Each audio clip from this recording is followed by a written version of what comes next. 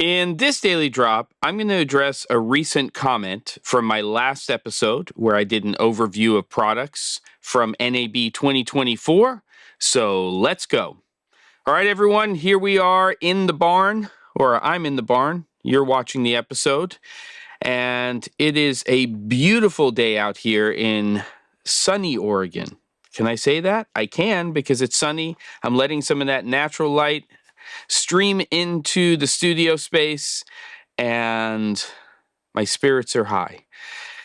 All right, good. So some nice views on the last episode where I did sort of an overview of some standard product categories. And then in the latter half of the episode, I started to talk about some things like Lightcraft's JetSet and Beeble's SwitchLight. And there's one comment in particular from Ron Sill that I wanted to read and then answer because I think it's worthwhile and I think it was a great comment, feedback, and yeah, let me just go ahead and read it and we'll go from there.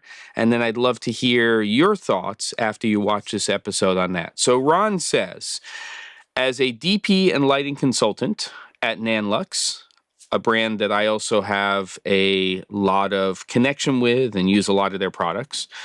That's me saying that. I'm very concerned about apps like SwitchLight. When the director and I agree on a look, I worry that someone in post now will have the ability to relight the movie based on a different interpretation of the story. Which is not to say that this doesn't happen to a degree now in grading, but apps like this can go so much further than that. I spoke briefly with Elliot, who's from Lightcraft, about how JetSet may integrate with image-based lighting through CMO, I expect, which is the Axum product. And I hope to delve deeper into that in the near future. Your thoughts, meaning mine. So I think a great comment and echoes a lot of what I would think are concerns of other DPs out there, some concerns that I have. Both Ron and I have been at this game for a long time. He has been at it a little bit longer than me and has a lot of experience with other companies like Ari and with Ari. But I would say that, yes, look, it's not all rosy. It's not all, rainbows and unicorns, and we're all kumbayaing over here about what's happening with AI and machine learning and everything else.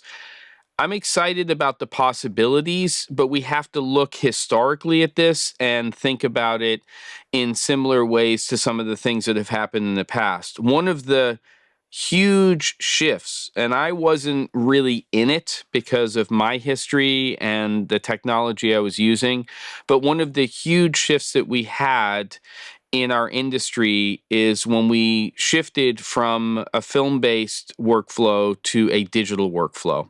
And if you were a DP or cinematographer working with film, it was a little bit of a dark art. There was a little bit of a curtain there, the Wizard of Oz, which a lot of DPs and cinematographers had loved. But the downside to that was dailies. So you would shoot with all of the knowledge that you had in terms of tech and craft. You'd be metering, you'd be exposing for the film stock that you were shooting to, and then that went off to a lab. And then if you had a fast lab, you would get that film back and you would review those dailies the next morning with your director and key people who were part of the project, obviously producers, so on and so forth.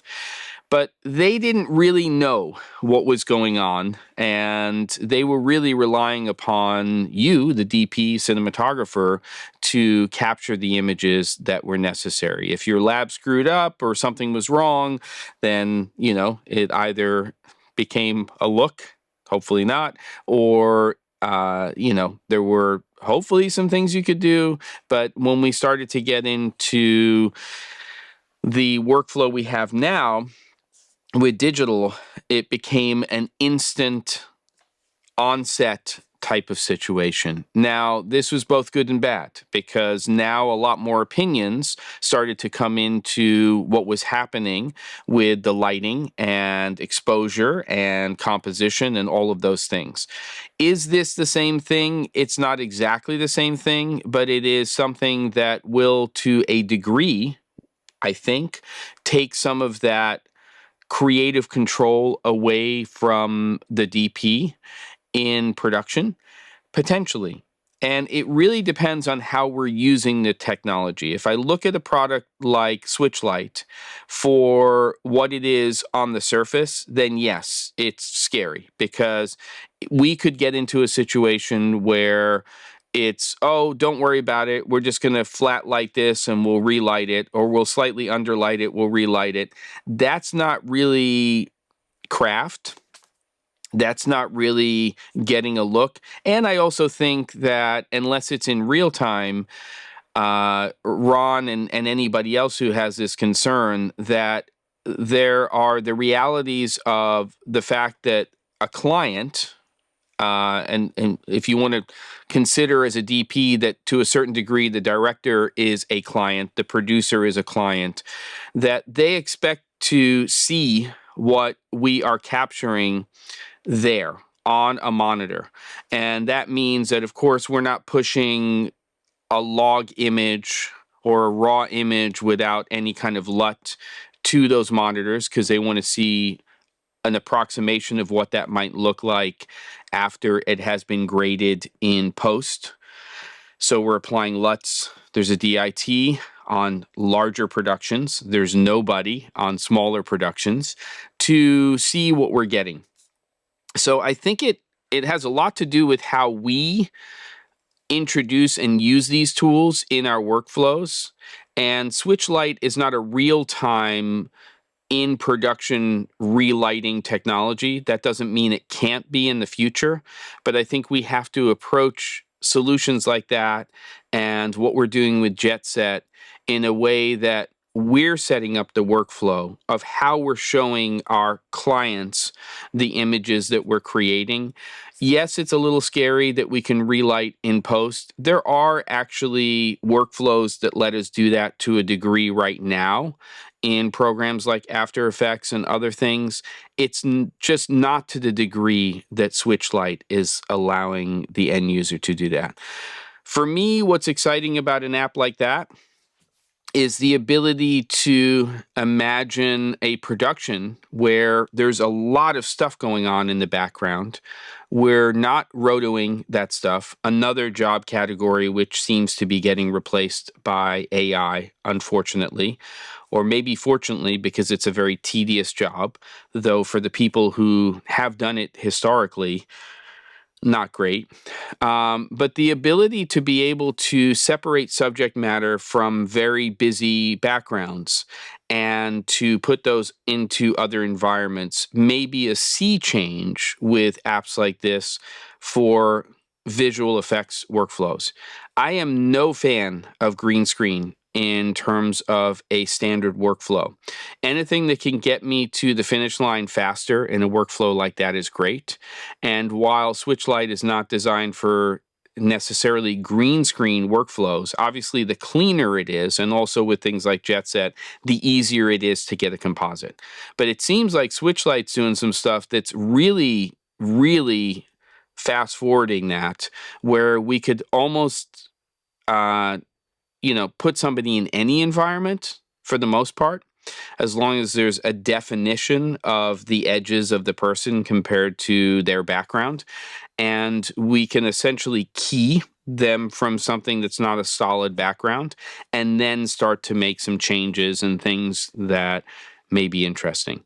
So, I guess what I'm saying, Ron, and anybody else who has concerns, is I echo those concerns, but we're also not going to be able to stop what's happening right now. So we need to figure out with these tools how we can harness them and also introduce them into workflows that are ones that our clients see as a benefit, and then hopefully reduce how much they and their opinions are getting in the way of what it is that we're trying to do. I hope that makes sense. It's early days, but these early days are going to move very, very, very fast going forward. I am both cautiously optimistic and a little bit terrified about what's going to happen, but you either step aside and you just stop doing what you've been doing, or you figure out how to use these tools so that you can continue to be creative. That's what I've got for you today. Don't forget to, and I'll see you on the next episode of The Daily Drop.